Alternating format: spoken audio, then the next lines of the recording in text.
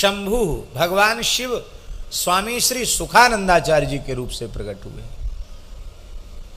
स्वयंभूर नारद शंभु कुमारा, सनकादिक भगवान स्वामी श्री नरहरियानंद जी के रूप से प्रकट हुए, जो गोस्वामी तुलसीदास जी के गुरु जी हैं। ये सनकादिकों के अवतार हैं। कपिल भगवान के स्वरूप हैं श्री योगानंदाचार्य जी। कपिल भगवान ही योगानंदाचार्य जी के रूप से प्रकट हुए। मनु जी महाराज, महाभागवत श्री मनु जी संतप प्रवर श्री पीपा जी के रूप से प्रकट हुए। श्री प्रहलाद जी महाराज, महाभागवत और परम भागवत, पर परम भागवतों में तो प्रथम है। ऐसे श्री प्रहलाद जी महाराज वे संत कबीरदास जी के रूप में प्रकट हुए। ये प्रहलाद जी कबीरदास जी के स्वरूप। और भक्त तो गर्भ में आ गए, पर प्रहलाद जी जब कबीर जी के रूप में आना चाहते थे तो सारी भूलोक में हाहाकार मच गया। क्यों हाहाकार मच गया? भगवान ने कहा कि हमारे भक्त प्रहलाद इस कोटि के निष्काम भक्त हैं कि किसी धरती की माता में इनको गर्भ में धारण करने की सामर्थ्य नहीं है। अवतार तो लेना है, कैसे अवतार हो? तो तुलसी पुष्प से प्रकट हुए और अंत में तुलसी पुष्प ही रह गए। अयोनिज हैं कबीरदास, किसी माता के गर्भ से उनका जन्म नहीं है। एक ब्राह्मण देवता जगतगुरु श्रीमदाद्य रामानंदाचार्य भगवान की ठाकुर सेवा के लिए सुगंधित पुष्प और तुलसी दल लेकर आते थे। एक बार वे ज्वरग्रस्त हो गए। उन्होंने अपनी पुत्री को कहा, बेटी ये तुलसी पुष्प आचार्य चरणों के निकट ले जाओ, उनकी ठाकुर सेवा में इनको प्रस्तुत करो।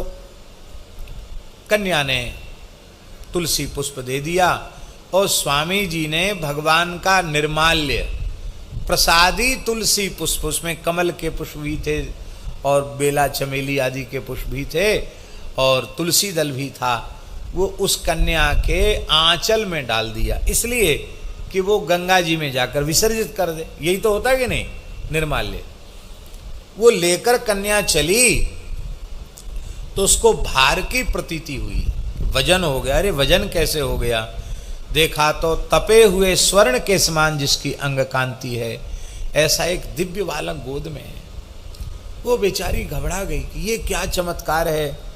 तो लहर तारा तालाब के निकट कमल पत्र पर कमल पुष्पों के मध्य ही उस बालक को विराजमान करके वो कन्या, उसको न किसी को बताया भी नहीं और सीधे वो अपने घर लौट के चली आई। और भगवान की बनाई हुई व्यवस्था ऐसी थी, नीमा नीरू जुलाहे, वे सैर कर रहे थे सवेरे सवेरे, संतानहीन थे। उन्होंने दिव्य बालक देखा, अरे बोले तो परमात्मा ने हमको दिया है, खुदा ने दिया है।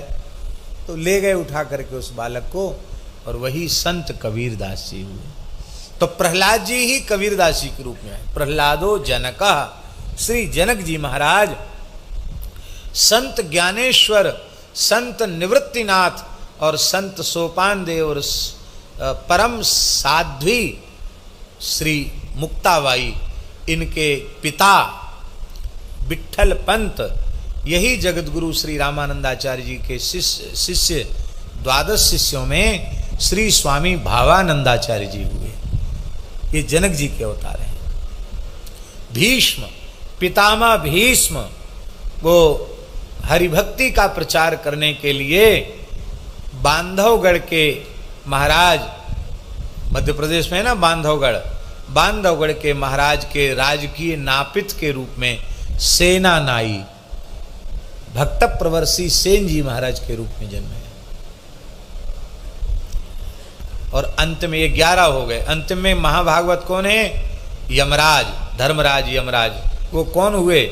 बोले भक्ति प्रचार के लिए साक्षात धर्मराज यमराज ही महान संत श्री रैदास जी के रूप में प्रकट हुए। ये गोस्वामी तुलसीदास जी के 12 शिष्य हैं।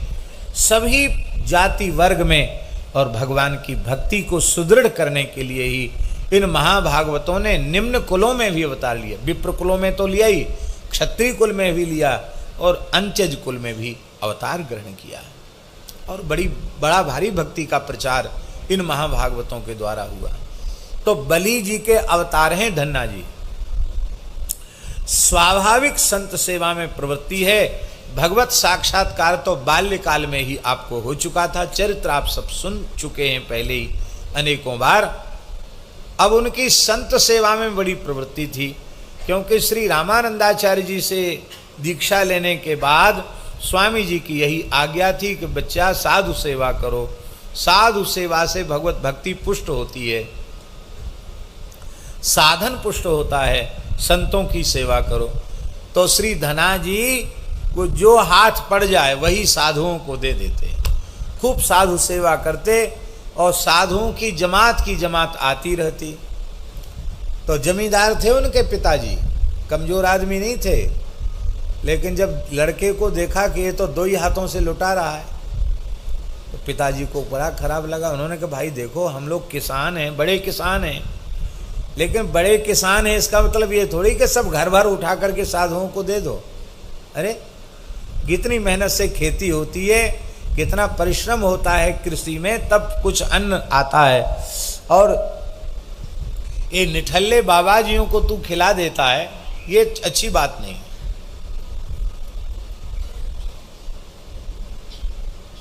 एक बार पिता पुत्र में पिताजी ने इतना रोष व्यक्त किया, बोले देखो हम संकोच के मारे कुछ नहीं बोलते हैं, रोज के रोज जमात आती तुम्हारी और उनके पंगत करो, जीवने के लिए सब तैयार बैठे हैं।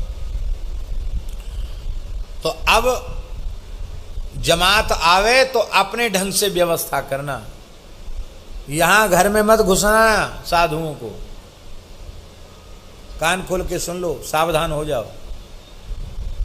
धना जी कुछ बोलते नहीं थे पिताजी से, चुप हो गए।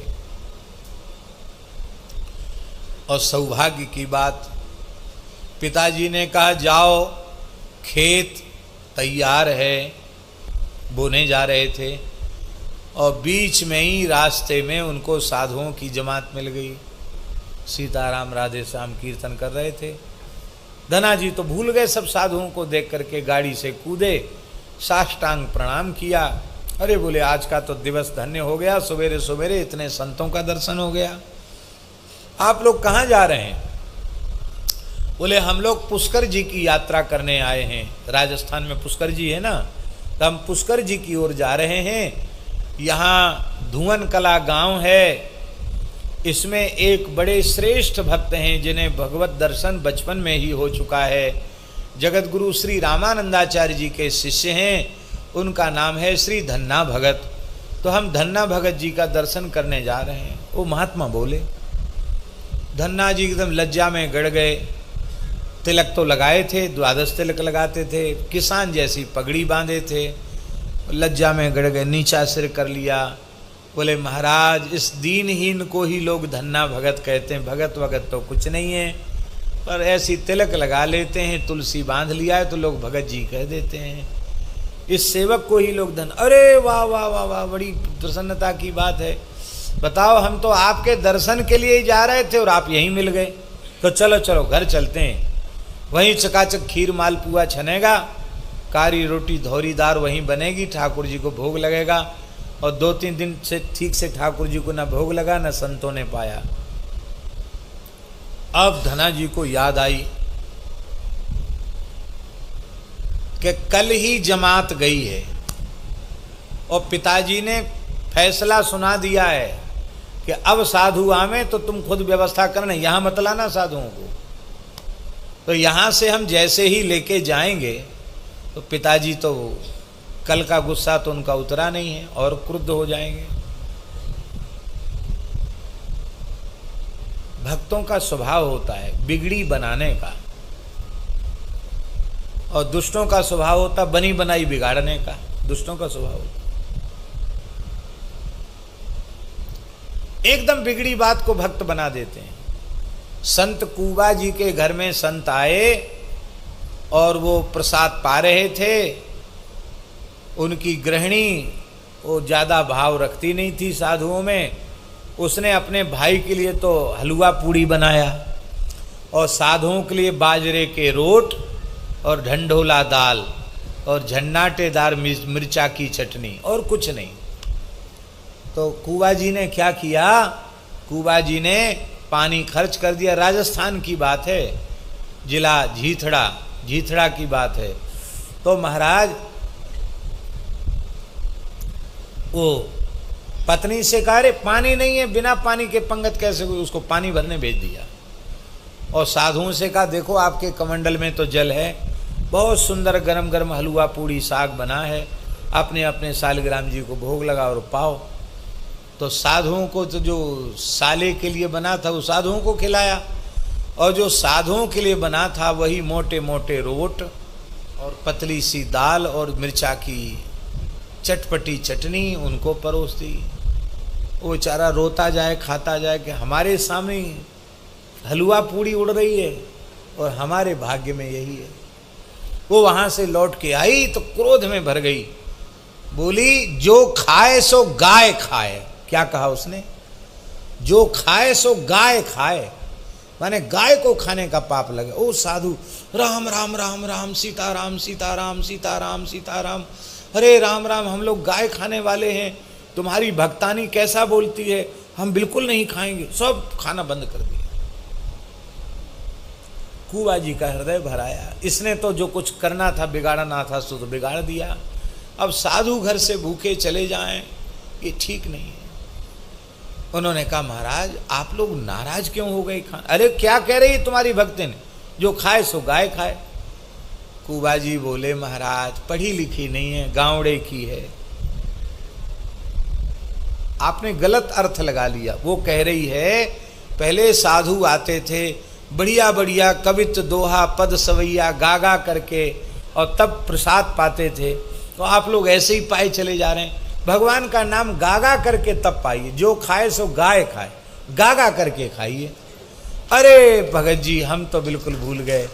हाँ आपकी, अरे आप इतने उच्च कोटि के भक्त हैं तो आपकी अपनी घरवाली भक्ता क्यों नहीं होगी। वाह बहुत अच्छी बात।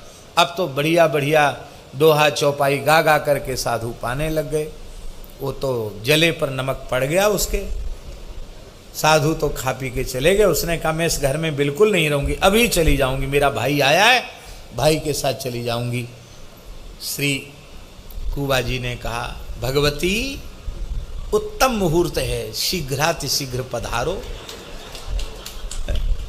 आज तो बिगड़ी बात बना दी और कल फिर तू पता नहीं क्या उपद्रव करेगी।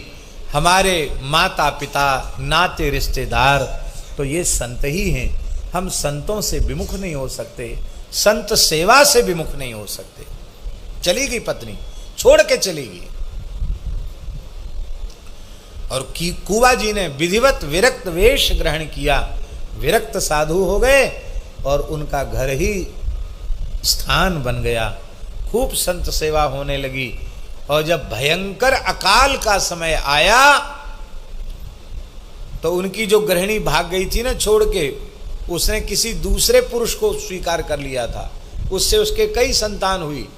अब अकाल में जहां हजारों लोगों को भोजन मिल रहा था, वहां कुबा जी की पूर्वाश्रम की पत्नी भी अपने एकदम भूखे प्यासे फटे हाल पति को और भूखे प्यासे बिल लाते हुए बच्चों को लेके आई, रोने लगी। यहाँ तो ऐश्वर्य हो गया था कुबा जी का। तो श्री कुबा जी ने कहा हंसते हुए, देख भगवान, एक तेरा पति है जिसको तूने स्वीकार किया है, खुद भी भूखा मर रहा है, तू भी भूखी मर रही है, बच्चे भी भूखे मर रहे हैं, और एक हमारा पति है। ठाकुर श्री जान रहा है। बोले जान रहा है, हमारे ठाकुर जी को देखो कि जो केवल मेरा ही नहीं असंख्यों जीवों का पालन पोषण कर रहे हैं। मना नहीं है खाने के लिए, लेकिन अब तुम यहाँ कोई अधिकार जताओ वो संभव नहीं है, क्यों संतों का स्थान है, यहाँ गृहस्थियों का कुछ लेना देना नहीं है। बाहर झाड़ू वहाड़ू लगाते रहो, भोजन करो, अकाल ठीक हो जाए तो चले जाना, यहाँ रहने की जगह नहीं। बिगड़ी बात को संत बना देते हैं। तो धना जी ने भी बिगड़ी बात बना दी। धना जी ने ये नहीं कहा कि घर में झगड़ा हुआ और आप घर में क्यों जाएंगे। उन्होंने कहा महाराज जी देखो बात ऐसी है कि आप सब विरक्त संत हैं, इस बालक को दर्शन देने आए थे, बालक को तो दर्शन हो गया और वहाँ जाएंगे, घर है, भीड़ इकट्ठी हो जाएगी, आपके स्नान ध्यान भजन साधन सब चीज़ में बाधा पड़ेगी। और यहीं नदी का किनारा है और यहीं राशन पानी की व्यवस्था हो जाए और यहीं ठाकुर जी की सेवा हो जाए, रसोई बन जाए और पंगत हो जाए तो अरे महाराज ये तो सोने में सुगंध, बहुत अच्छी बात, एकांत वासा झगड़ा न झांसा। आज भी नदी है, पहाड़ी नदी है, वहीं उसी के किनारे और संतों की जमात पड़ गई, सबने स्नान ध्यान किया और जो बीज का गेहूं था उसको बनिया की दुकान पे बेचे आए धना जी, और वहाँ से घी बूरा आटा दाल चावल जो राशन का सामान है वो बीज का गेहूं बेच के ले आए और साधुओं ने प्रेम से बनाया और ठाकुर जी को भोग लगा। दाल बाटी चूरमा की सुंदर रसोई बनी और सबको परोस कर धन्ना जी ने जिमाया और बाद में संतों का चरणामृत शीत प्रसाद भी लिया और साधु तो सेठ ताराम कह के चले गए। अब धना जी को याद आया, अरे बीज का गेहूं तो बेच करके साधु सेवा कर दी और अब खेत में क्या बोएंगे, अब खाली बैलगाड़ी लेके पहुंचेंगे पिताजी के पास तो फिर क्लेश होगा, तो अभी झगड़ा न हो, राम राम में बाधा न पड़े, यही करना चाहिए। तो श्री धना जी महाराज खेत पर गए और जो खाली बोरा थे ना, उन खाली बोरों में नदी किनारे की बालू भर ली, रेत भर ली और भर के ऐसे झूठे ही वो बालू सीताराम सीताराम सीताराम कह के पूरे खेत में बो दिया। जैसे बोते ना किसान, बोने का नाटक, बीज तो है नहीं तो बोने का नाटक किया। वो नाटक भी इसलिए किया कि और दूर जिनके खेत हैं वो भी बीज बो रहे थे, बुआई का समय चल रहा था, तो अब वो तो पक्का है कि बीज होना नहीं, बीज है ही नहीं तो खेत उगेगा नहीं। पिताजी कहेंगे क्यों नहीं उगा, तो कहेंगे महाराज अब आप जानो आपका क्या बीज है, हम तो कुछ नहीं समझते हैं। 3 साल पुराना बीज हो जाता है, वो उगता नहीं है, हो सकता पुराना बीज आ गया हो तो कैसे भी समाधान हो जाएगा। और कहेंगे कि आपको विश्वास ना हो तो पूछ लो, अमुक किसान उसके सामने हमने बोया, इसलिए थोथ लांगूल चलाए, झूठ मूठ का हल चला दिया, झूठ मूठ का बोने का नाटक कर दिया और निश्चिंत होके आ गए कि खेत उगता तो रखाने जाना पड़ता, पानी देने जाना पड़ता, बहुत अच्छा हुआ, फांस कट गई, अब भजन करेंगे। अब आए तो सवेरे से ही लोगों ने आना शुरू किया, बोले धना जी काशी जाकर तुम अपने गुरुजी से कोई तंत्र मंत्र सीख के आए हो क्या? कहा क्यों? कल बोया ना आपने खेत? हाँ कल बोया और हमने भी कल ही बोया। ऐसे थोड़े ही होता है, 2-3 दिन के बाद अंकुर आता है। आप लोग किसान मिश्रा जी बताओ कितने दिन में आता है? 4 दिन बाद, 4-5 दिन बाद आता कम से कम अंकुर। और कल बोया और आज इतनी फसल हो गई, ये कैसे हो गया? हमारे खेतों में कहीं नाम निशान नहीं अंकुर का, आपकी इतनी बड़ी बड़ी खेती कैसे हो गई? ये संभव ही नहीं है। तो धना जी ने सोच लिया कि सब हंसी उड़ा रहे हैं हमारी। अब गांव में हल्ला मच गया तो गांव के जो बड़े बूढ़े थे जिनकी 100 वर्ष के लगभग आयु हो गई थी, वो भी छड़ी टेकते टेकते गए चमत्कार देखने।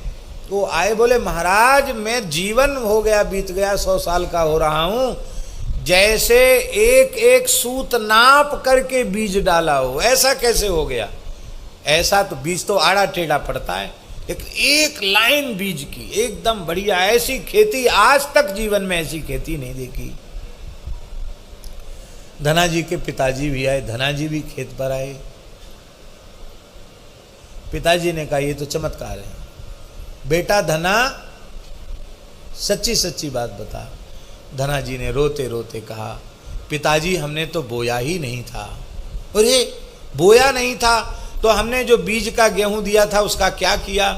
बोले हमने उसको तो बनिया की दुकान पर बेच के राशन पानी खरीद के साधुओं को जिमा दिया। तो बोले धना जी कि हमने खेत में नहीं बोया, हमने तो साधुओं के मुख में बोया था और पैदा खेत में हो गया। अतः हमने साधुओं को खिला दिया और पैदा खेत में हो गया। धना जी के पिताजी ने धना जी को हृदय से लगाया। बोले बेटा अब हमारे ऊपर भी कृपा कर दो कि मैं राम राम करने लग जाऊं। अब खुली छूट है, तुम दिन रात साधुओं को अपने यहाँ बुलाओ और दिन रात उनकी सेवा करो। एकमात्र पुत्र हो, सारे घर के कर्ता धर्ता आज से तुम ही हो। अब हम तुम्हारी साधु सेवा में कभी रोक लगाएंगे नहीं। पिताजी भी भजन में लग गए। विधाता प्रतिकूल हो तो पुरुषार्थ भी फलित नहीं होता। खेती में किसान को कुछ नहीं मिलता, व्यापारी को व्यापार में कुछ नहीं मिलता, भिक्षुक को भीख तक भाग्य के प्रतिकूल होने पर नहीं मिलती। पर भैया जो श्री राम नाम का आश्रय लेते हैं उनको तो मुनाफा ही मुनाफा होता है, घाटा तो कभी होता ही नहीं। विधाता प्रतिकूल हो तो उसको अनुकूल होना पड़ेगा, झक मार के अनुकूल होना पड़ेगा विधाता को। बस ईमानदारी से भगवान का शरणागत भक्त हो जाए, नाम का आश्रय ले ले। नाम का आश्रय लेने से बिगड़ी बन जाएगी। बिगड़ी जन्म अनेक की, कल दोहावली में सुना ना, बिगड़ी जन्म अनेक की अवही सुधरे आज, हो ही राम को नाम जप तुलसी तजी कुसमाज।